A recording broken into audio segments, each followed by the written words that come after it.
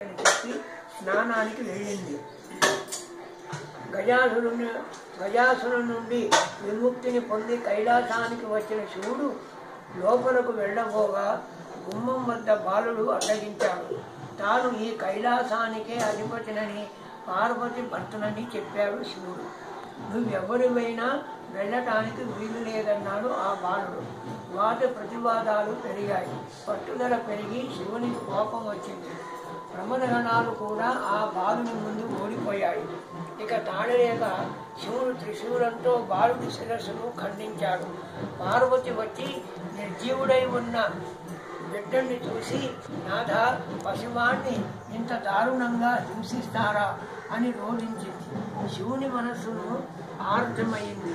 తన తొందరపాటుకు చింతించాడు. నీ బిడ్డని ప్రతిగిస్తానని పార్వతికి మాట ఇచ్చాడు. వెంటనే తన పరివారాన్ని పంపించి ఉత్తరముఖంగా పరున్న వాని శిరస్సును తెమ్మన్నాడు. ఆ పరివారం ముల్లోకాలు గాలించాడు. ఎక్కడా ఏ ప్రాణి కూడా దొరకలేదు. వెతకక గజాసురుడు ఉత్తర దిక్కుగా పడుకొని మరణ స్థితిలో ఉన్నాడు. ఆ గజాసురుని శిరస్సుని తెచ్చి బాలుని ముండానికి అతికించి సజీవుణ్ణి చేశాడు. పార్వతి ఆనందించింది. వినాయకుణ్ణి గజముఖం గలవాడని, గజానుడని, వినాయకుడని, లంబోదరుడని పరిపరి నామాలతో పార్వతి తన తనయుణ్ణి అల్లారుముద్దుగా పెంచుకున్నది. వినాయకునికి ఆధిపత్యం. కొంతకాలమునకు పార్వతీ పరమేశ్వరులకు కుమారస్వామి జన్మించాడు. అతడు మహాబలశాలి. ఒకనాడు మునులు దేవతలు పరమేశ్వరుని, దేవా, విఘ్నమునకు అధిపతి కావాలని కోరాడు. అందుకు వినాయకుడు, కుమారస్వామి ఇద్దరూ విఘ్నాధిపత్యములకు పోటీ పడ్డారు. అంతటి శివుడు, నాయనలారా, ఈ ముల్లోకాల్లో గల పుణ్యనదుల్లో స్నానమాడి ముందుగా నా యుద్ధకు ఎవరు వచ్చేదరో వారికే విఘ్నాధిపత్యం ఇచ్చేదనని చెప్పగా, కుమారస్వామి తన వాహనమైన నెమలిపై ఎక్కి బయలుదేరాడు. గజాననుడు, తండ్రి, నా అసమర్థతను సాధుటకు చుట్టూ ఆనతీయదవునా అని వేడుకొనగా, అంతట పరమేశ్వరుడు దయాళుడై శ్రక్కున్నారాయణేత్యు మాస్కల్పత్రయం సత్రయం గంగాది సర్వతీర్థేషు స్నాతో భవతి పుత్రగా.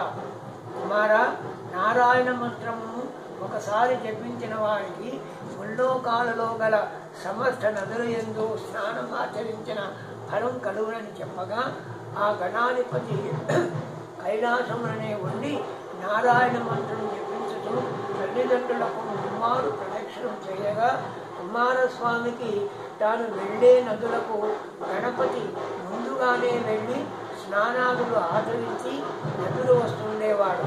తన అజ్ఞానానికి చింతించిన వాడై కైలాసమునకు వచ్చి, తండ్రి, నా అజ్ఞానమును మన్నించి గణపతికే విఘ్నాధిపత్యము నసంబవలదని వేడుకొనడు. అంతట పరమశివుడు భాద్రపద శుద్ధ చతుర్థి నాడు గణపతికి విఘ్నాధిపత్యము సంఖ్యను. ఆనాడు సర్వదేశస్థులు విఘ్నేశ్వరుణ్ణి తమ శక్తి కొలది కుడుములు, ఉండ్రాళ్ళు, టెంకాయలు, పండ్లు మొదలగు భక్ష్య భోజ్యములతో యథాశక్తి పూజించారు. విఘ్నేశ్వరుడు సంతుష్టుడై తాను భుజించి మిగిలినవి తన వాహనమైన మూషికమునకు ఇచ్చి, మిగిలినవి చేత పట్టుకొని ముక్తాయాసముతో కైలాసమునకు వచ్చి మాతాపితృలకు పాదాభివందనం చేయ సంకల్పించగా, ఉదరము సహకరించక నానా వస్తులు పడుతుండగా శివుని శిరమందున్న చంద్రుడు చూచి పకపక నవ్వాడు.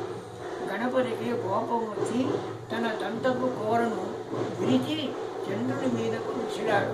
ఆ దెబ్బకు ఏర్పడిన మచ్చ చంద్రునిలో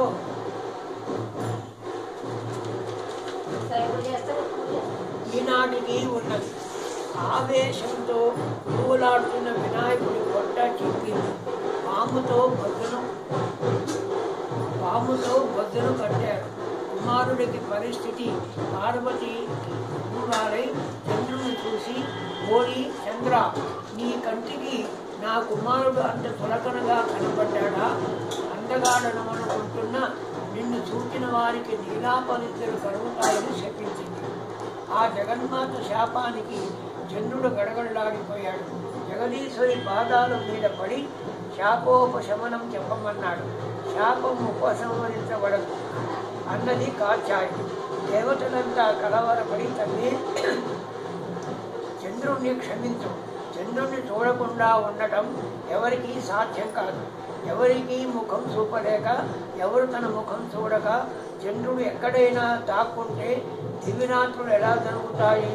జనులు ఎలా జీవిస్తారు? తల్లి చంద్రుడి కోసం కాకపోయినా లోకాలను సంరక్షించేందుకైనా నీ శాపాన్ని ఉపసంహరించు అని దేవతలు ప్రార్థించారు.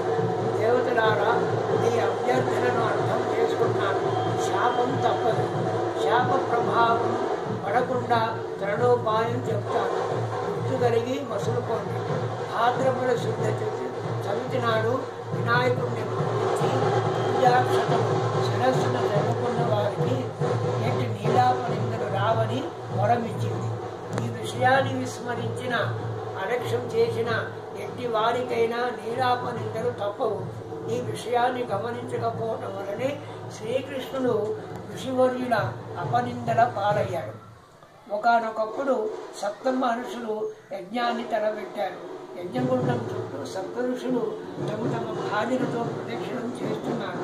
అలా ప్రదక్షిణం చేస్తున్న ఋషిపత్తును చూసి అగ్నిదేవుడు వారి పట్ల మోహితుడయ్యాడు.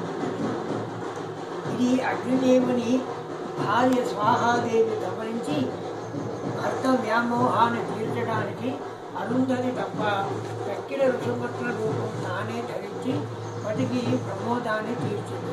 అగ్నిదేవులతో ఉన్నవారు తమ తమ భార్యలే అని ఋషులు కోపగించి వారిని వదిలినారు.